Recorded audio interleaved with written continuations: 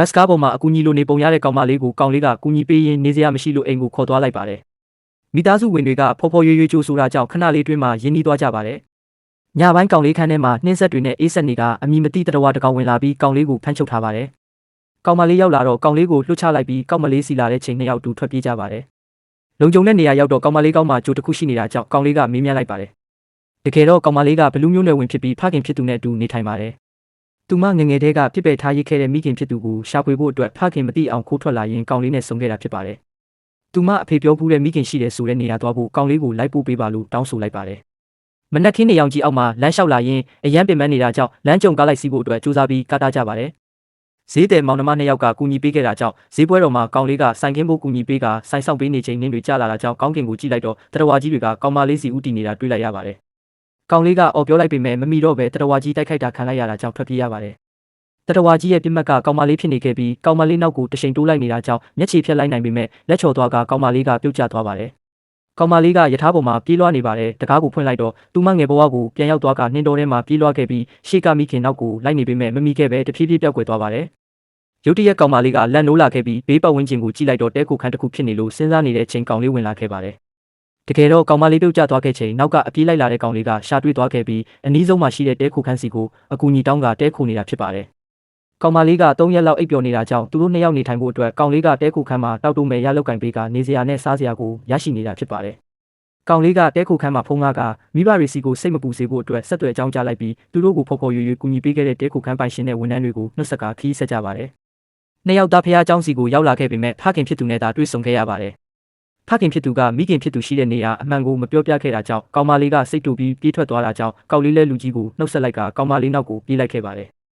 စကားပြောနေရင်ကောင်မလေးကသူ့မတော်သားတွေကိုကောင်လေးပေါ်ပုံချပြောဆိုလိုက်ပါတယ်။မကြိုက်တာပြောခံလိုက်ရတဲ့ကောင်လေးကစိတ်တူသွားကဒန်းကိုလွှဲလိုက်တော့တန်နိုင်နဲ့တိုက်မိပြီးပေါက်မလေးကိုထိခိုက်သွားတာကြောင့်စိတ်ဆိုးကကိုလန်းကိုရှောက်ဖို့ပြောပြီးကောင်မလေးကထွက်သွားပါတယ်။အတွေးပေါင်းစုံနဲ့စိတ်တက်ကြနေပြီးစိတ်ဖိစီးမှုများနေတဲ့ကောင်လေးရဲ့နောက်ကျောဘက်ကနေနှင်းဆက်မှုတွေအများပြားထွက်နေပါတယ်။ကောင်လေးကိုစိတ်ပူပြီးလိုက်ရှာနေတဲ့ဖခင်ဖြစ်သူကကောင်မလေးနဲ့လမ်းမှာတွေ့ကမင်းမြတ်လိုက်ပြီးကောင်မလေးညွန်ပြတဲ့ဘက်ကိုထွက်လာခဲ့ပါတယ်။တရားအောက်မှာမတ်တက်ရက်နေတဲ့ကောင်လေးကိုမြင်လိုက်တာကြောင့်အပြေးဆင်းသွားခဲ့ပေမဲ့ရုတ်တရက်ဆိုသလိုကောင်လေးကပျောက်ကွယ်သွားပါတယ်။အမှန်တော့ကောင်လေးကစိတ်ဖိစီးမှုတွေအများများပြီးဘီလူတယောက်ဖြစ်သွားတာကြောင့်တရဝါကြီးကဖမ်းခေါ်သွားခဲ့တာဖြစ်ပြီးဖခင်ဖြစ်သူဟာတာမန်လူတယောက်ဖြစ်တာကြောင့်အဖြစ်အပျက်တွေကိုမမြင်နိုင်ခဲ့တာဖြစ်ပါတယ်။ဘီလူတွေကတရဝါကြီးကိုနှင်းနဲ့လို့တင်စားခေါ်ဝေါ်ခဲ့ကြပြီးနောက်ပိုင်းမှာတော့နှင်းနဲ့တွေကဘီလူမျိုးနွယ်ဝင်တွေကိုလိုက်လံဖမ်းဆီးနေကြတာဖြစ်ပါတယ်။အရန်အိတ်ခဲနေတဲ့ကောင်လေးကနှင်းနဲ့ရဲ့ခန္ဓာကိုယ်ထဲကနေကောင်မလေးနာမည်ကိုရေရွတ်လိုက်တာကြောင့်အလင်းတန်းတစ်ခုဖြစ်ပေါ်လာပြီးနှင်းနဲ့ကအောက်ကိုပြုတ်ကျကပျောက်ကွယ်သွားပါတယ်။အနီးနားမှာရှိတဲ့ဘလူးမျိုးနွယ်ဝင်တွေကကူညီကယ်တင်ပေးခဲ့ပြီးသူတို့အကြီးကအဖွားအိုစီကိုခေါ်ဆောင်သွားပါတယ်။ကောင်လေးပျောက်သွားလို့စိတ်ပူနေတဲ့ဖခင်ဖြစ်သူကလမ်းမှာကောင်မလေးတို့တာပနဲ့တွေ့ပြီးကောင်လေးရုတ်တရက်ပျောက်သွားကြောင်းပြောပြကရှာပေးဖို့အကူအညီတောင်းလိုက်ပါတယ်။အခြေအနေကိုသဘောပေါက်သွားတဲ့ကောင်မလေးကကောင်လေးကိုကယ်တင်နိုင်ဖို့အတွက်ဖခင်ဖြစ်သူနဲ့တူတာမန်လူတွေမမြင်နိုင်တဲ့သူတို့ရွာကိုပြန်ဖို့ဆုံးဖြတ်လိုက်ပါတယ်။နှင်းနဲ့အန်ရီကိုကြောက်လို့လုံခြုံရေးကြက်မှတ်ထားတဲ့ကြားကရွာကနေဘသူမှမသိအောင်ထွက်သွားတဲ့တာပါ2ယောက်ကိုအလွယ်တကူပြန်ဝင်ခွင့်မပေးတာကြောင့်ဖခင်ဖြစ်သူကပိတ်မိနေပါတယ်။ကောင်မလေးကခုံပြန်ကျော်လွှားပြီးအဆောင်တွေနဲ့မတွေ့နိုင်အောင်တင်းရှောင်ရင်းအရဲဆုံထွက်ပြေးကအဆောက်အဦလေကာပေါက်ကနေတဆင့်အထဲကိုဝင်ရောက်ခဲ့ပါတယ်။အဖွားအိုနဲ့စကားပြောနေတဲ့ကောင်လေးကိုတွေ့သွားကအံ့ဩသွားခဲ့ပြီးနှုတ်ဆက်လိုက်ပါတယ်။ကောင်မလေးကဗိုက်စာနေတာကြောင့်ကောင်လေးကိုခေါ်ကစားတောက်ခံပတ်ထွက်လာခဲ့ရင်း2ယောက်သားပြောဆိုမိခဲ့တာတွေကိုအပြန်အလှန်တောင်းပန်ကြပါတယ်။ဘလူးမျိုးနွယ်တွေကိုကာကွယ်နိုင်ဖို့အတွက်အဖွားအိုပြောပြခဲ့တဲ့အနက်ဆိုင်ဆုံးရှူထဲမှာရှိတဲ့ဘလူးကျွန်းစီကိုသွားမယ်ဆိုအတူသွားဖို့အတွက်ကောင်လေးကပြောနေပါတယ်။စားတောက်ခန်းကိုရောက်တော့ကောင်မလေးကအန်ရီများတဲ့ဘလူးကျွန်းစီကိုသွားရင်ကောင်လေးကိုစိတ်ပူတာကြောင့်သူခေါ်မသွားနိုင်တဲ့အတွက်အခန်းအပြင်ကနေပိတ်ထားခဲ့ပြီးထွက်သွားခဲ့ပါတယ်။ကောင်လေးကအပြင်ဘက်ကိုကြားနိုင်အောင်အော်ဟစ်အကူအညီတောင်းနေချိန်ကောင်မလေးဖခင်ဖြစ်သူရောက်လာပြီးမင်းမြန်းကကောင်မလေးဆုံးဖြတ်ချက်ကိုအလေးထားဖို့ပြောပါတယ်။ကောင်လေးကကောင်မလေးပေါ်ထားတဲ့သူ့ရဲ့စစ်မှန်တဲ့ပေးဆက်မှုနဲ့ဆွလို့အနစ်နာခံခြင်းနဲ့စိတ်ရင်းအမှန်ကိုပြောပြနေတာကြောင့်ကောင်မလေးဖခင်ဖြစ်သူကလက်ခံလိုက်ကလုံခြုံရေးအဖွဲ့တွေနဲ့အတူဘီလူးကျွန်းစီကိုထွက်လာကြပါတယ်။လမ်းမှာနှင်းနဲ့တွေအများကြီးနဲ့တွေ့ဆုံကတိုက်ခိုက်ခံလိုက်ရတာကြောင့်တွားနေတဲ့တရားကပျက်စီးသွားပါတယ်။ကောင်မလေးဖခင်နဲ့လုံခြုံရေးတွေကတစ်ဖက်ကမ်းမှာကြံနေခဲ့ကကောင်လေးတယောက်တည်းရှေ့ရောက်နေတာကြောင့်ကောင်မလေးစီကိုရောက်အောင်သွားဖို့ပြောပြီးနှင်းနဲ့တွေနဲ့တိုက်ခိုက်ရင်းကြံနေခဲ့ပါတယ်။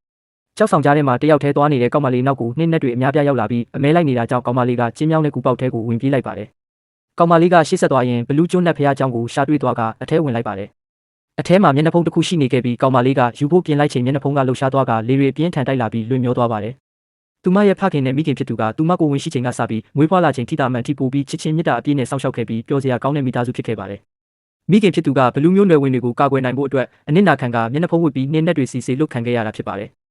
နောက်ဆုံးတော့အားလုံးရဲ့အဝေးမှာတယောက်တည်းအထီးကျန်စွာနေထိုင်နေရတဲ့သူမမိခင်နဲ့တွေ့ဆုံကဝမ်းနေပြီးငိုကြွေးကြပါတယ်။ကြားနေတဲ့မျက်နှာဖုံးကပျောက်ကွယ်သွားကမိခင်ဖြစ်သူကလည်းတဖြည်းဖြည်းလေးလိုပျောက်ကွယ်သွားပြီးနှင်းမုန်တိုင်းကစတင်ဝင်ရောက်လာပါတယ်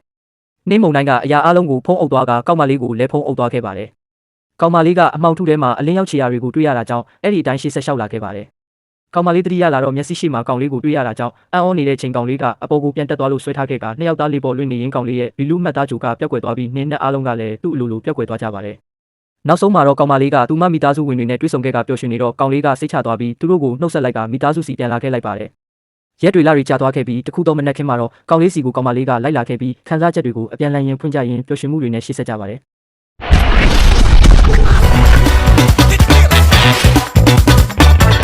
။